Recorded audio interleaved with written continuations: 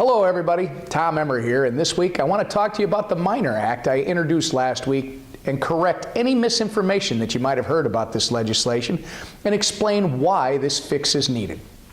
I introduced the Miner Act last Tuesday, and the bottom line is that this bill will restore mining rights in Minnesota while leaving current environmental protections and requirements in place. Specifically, the Miner Act requires approval from representatives in Congress for any federal proposal to withdraw land from mining or the establishment of national monuments in Minnesota. It would allow for the renewal of mineral leases in the area, would ensure that future leases in the area remain valid and renewed so long as they are consistent with current law. One of the most widespread myths about this legislation is that it will harm Minnesota's boundary waters and fast-track mining. In reality, the Miner Act contains language that actually protects the boundary waters, stating, quote, "Nothing in this section may be construed as permitting the prospecting for development and utilization of mineral resources within the boundary waters, canoe area, wilderness, or mine protection area," close quote. In fact, this legislation will protect all of our forests, lakes, and streams by specifically requiring a stringent environmental review of any lease issued under the bill's provision. Another myth that I have heard is that this bill would not help Minnesota or our nation. The reality is actually quite the opposite.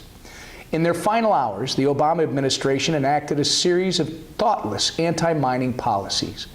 Because of these harmful policies, northern Minnesota's bright future has significantly dimmed.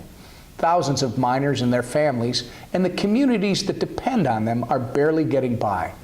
These hard-working people, many of whose families have been mining for decades, are faced with the hard choice of leaving their community to seek out other opportunities or staying and continuing to struggle. Once booming, mining towns are in real danger of disappearing off the map completely. My legislation will allow for the creation of jobs, put our miners back to work, and bring economic prosperity to an area that very desperately needs it. Not only will this legislation lead to numerous jobs for those who desperately need them, it will also make it easier to acquire vital resources that we all use every day, whether we know it or not. Objects like cell phones, computers, cars, and windmills are only possible due to the mining of these crucial resources. I personally would rather responsibly mine right here in the United States than to rely on foreign nations to provide us with these resources.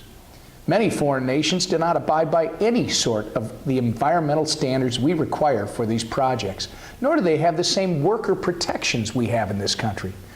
Mining matters, and I know that we can do so in a way that advances our state and nation, all while protecting Minnesota's environment for future generations. I'm proud that the Miner Act will help do just that. If you have any questions about this legislation, please don't hesitate to contact me or a member of our staff. Thank you for listening, and have a great weekend.